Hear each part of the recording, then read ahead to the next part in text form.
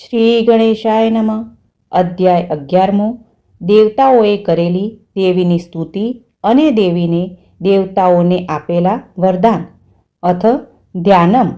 પ્રભાતકાળના સૂર્યની ચમક સમાન સૌમ્ય અને દમકતા અંગોવાળા પોતાના મસ્તક પર મુગુટના રૂપમાં ચંદ્રમાને ધારણ કરનાર, તંગ અને ઉન્નત સ્તનો તથા 3 વિશાળ નેત્રોવાળા, મુખ પર છવાયેલી અત્યંત મોહક મુસ્કાનથી મુગ્ધ કરનારા, પોતાના હાથોમાં અંકુશ અને પાશ વગેરે ધારણ કરનારા તથા વરદ અભય મુદ્રાને દેખાડનારા ભગવતી ભુવનેશ્વરી દેવીનું હું ધ્યાન ધરું છું. ઋષિ બોલ્યા, દેવ અને દાનવ વચ્ચેના રણસંગ્રામમાં મહાઆતત્યાયી અસુર રાજા શુંભનો કાત્યાયની ચંડિકા દેવીએ નાશ કર્યો ત્યારે પોતાના શત્રુના વધથી અત્યંત પ્રસન્ન થઈ બનેલા ઇન્દ્ર આદિ સર્વ દેવતાઓ અગ્નિદેવને આગળ કરી દેવી સમક્ષ ઉપસ્થિત થયા. દૈત્યરાજ શુંભનો વધ તેમના માટે સૌથી મોટી ઇષ્ટિ સિદ્ધિ હતી, એટલે પ્રસન્નતાથી તેમના ચહેરા ખીલી ઉઠ્યા અને તેના પ્રકાશથી ચારે દિશાઓ ઝગમગી ઉઠી. દેવતાઓ દેવીની સ્તુતિ કરવા લાગ્યા. દેવતા બોલ્યા, હે ભગવતી, તમે જ ચરાચર જગતની અધીશ્વરી છો.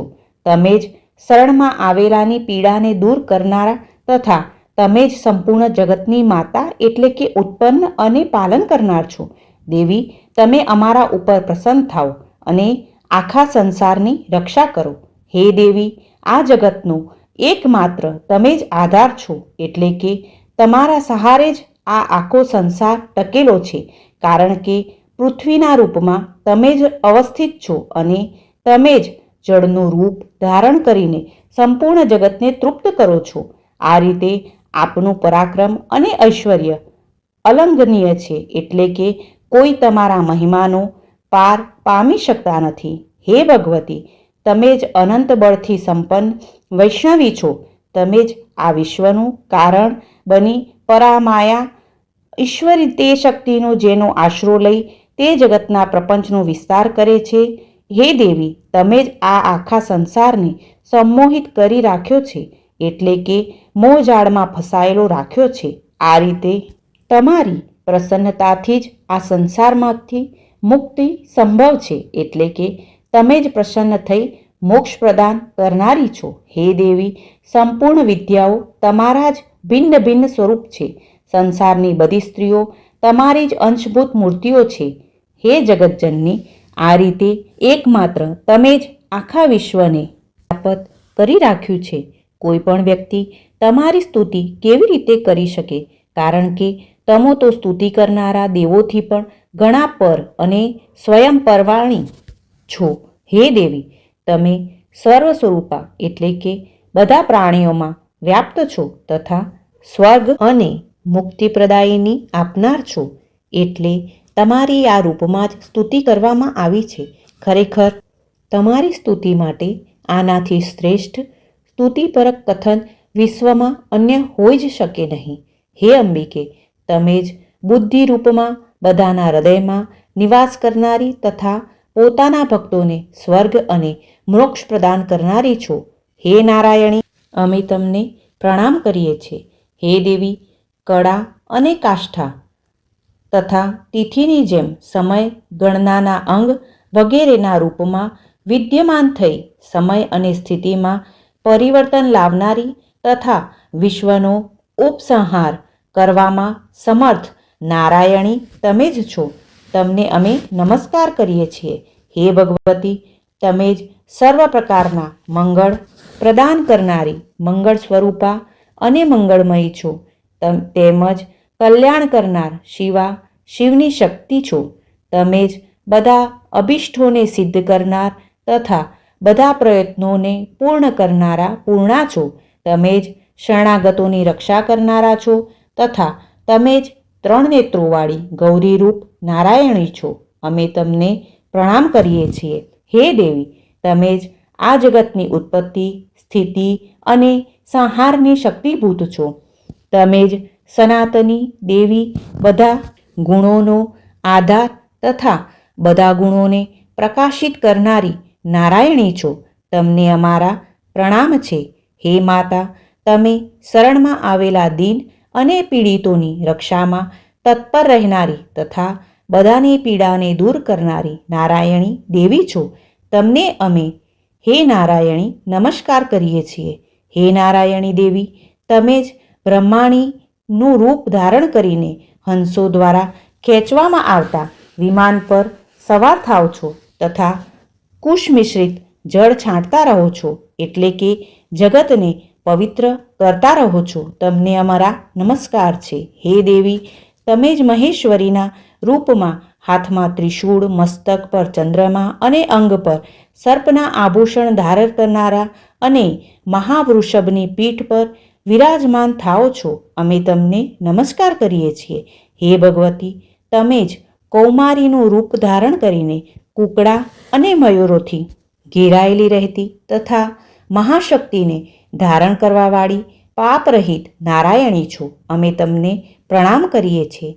શંખ, ચક્ર, ગદા અને સાંગ નામના ધનુષ જેવા ઉત્તમ આયુધોને ચારે હાથમાં ધારણ કરનારી વૈષ્ણવી શક્તિ નારાયણી દેવી, તમને અમે નમસ્કાર કરીએ છીએ અને અમારા ઉપર પ્રસન્ન થવાથી તથા કૃપા કરવાની તમને પ્રાર્થના કરીએ છીએ. પોતાના હાથમાં ભયાનક અને મહાન ચક્રને ધારણ કરનારી તથા પોતાની દાઢો પર પૃથ્વીને ઉઠાવનારી વારસ સ્વરૂપા કલ્યાણમયી નારાયણી દેવીને અમે નમસ્કાર કરીએ છીએ અને પ્રસન્ન થવાની પ્રાર્થના કરીએ છીએ.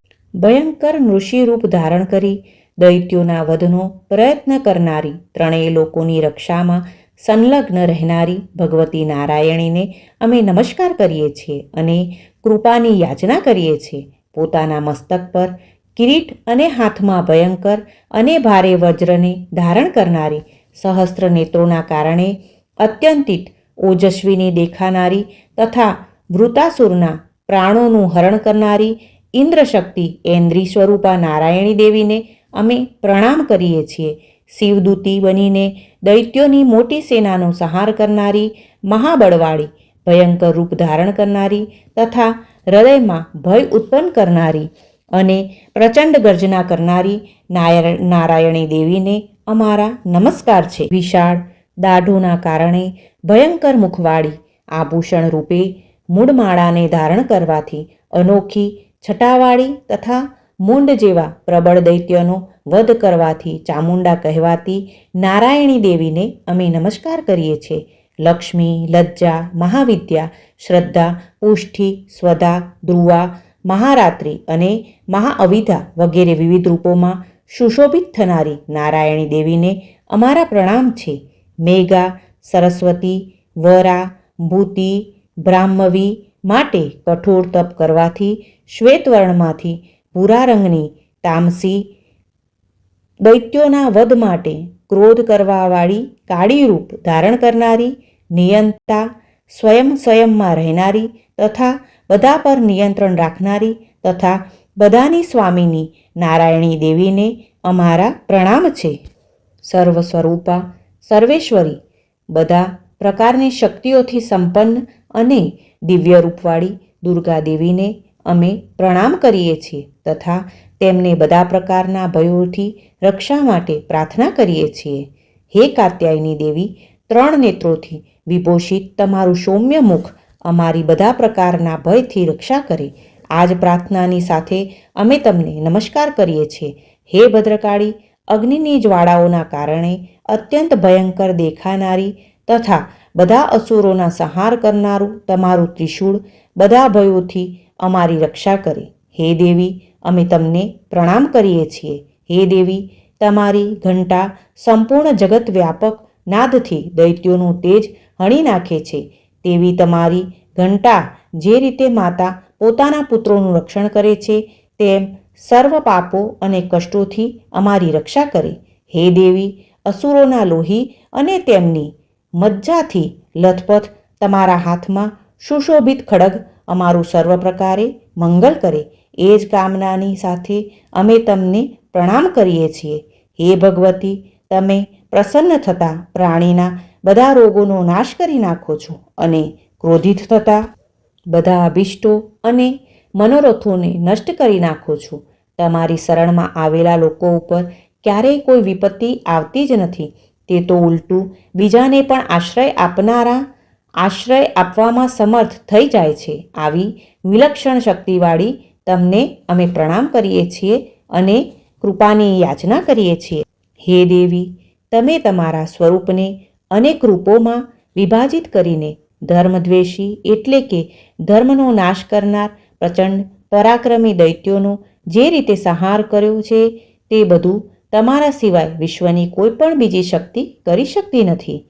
હે દેવી, બધી વિદ્યાઓ અને વિજ્ઞાનનો પ્રકાશ કરનારા ધર્મગ્રંથો તથા વેદવાક્યોમાં બીજા કોઈના નહીં પરંતુ ફક્ત તમારા જ મહિમાનું વર્ણન છે.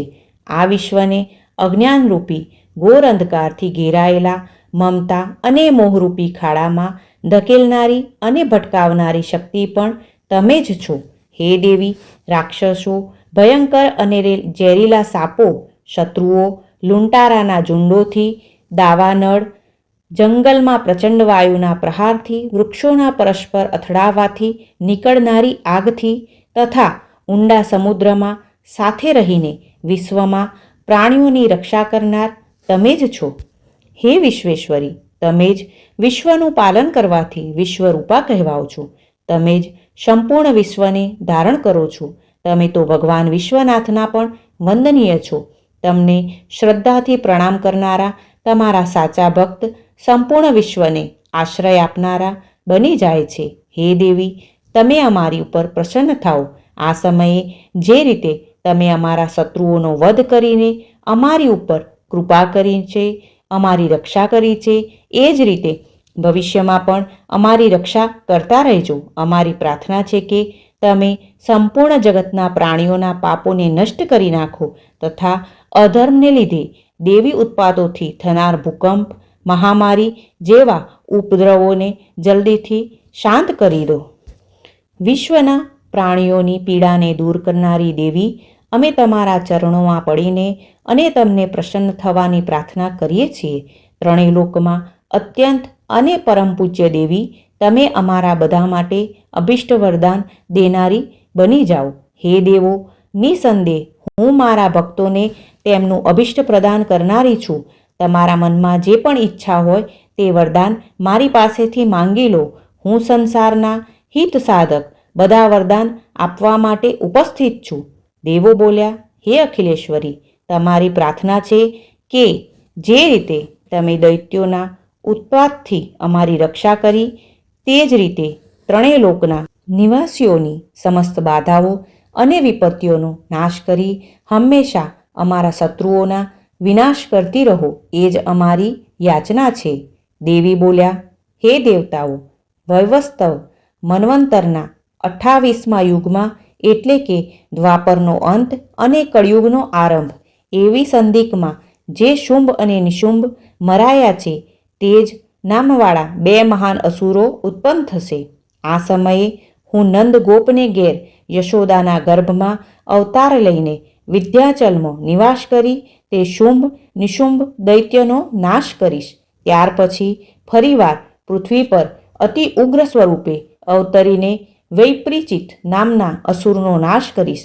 આ ભયંકર વૈપ્રચિત અસુરનું ભક્ષણ કરવાથી મારા દાંતો દાડમના પુષ્પ જેવા લાલ થઈ જશે.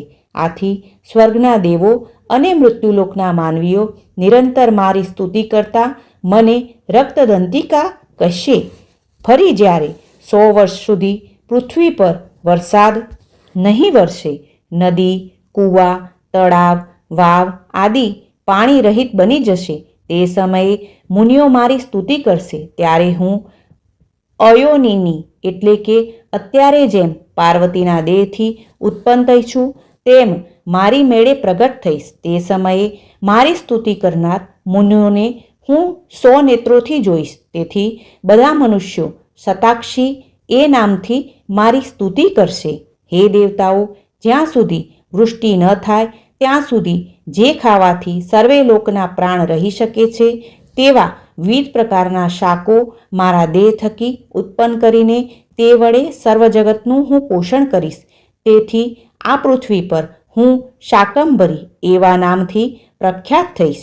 શાકંભરીના એ અવતારમાં જ દુર્ગમ નામના મહાઅસુરનો વધ કરીશ. તેથી હું દુર્ગા દેવી નામે પ્રસન્ન થઈશ. ત્યાર પછી હું ભયાનક રૂપ ધારણ કરીને હિમાલય પર્વત પર મુનિઓના રક્ષણ કાજે દુર્દાંત રાક્ષસનું ભક્ષણ કરીશ. ત્યારે સર્વ મુનિઓ ભક્તિથી નમ્ર થઈ મારી સ્તુતિ કરશે અને તે સમયે હું ભીમાદેવી નામે પ્રખ્યાત થઈશ.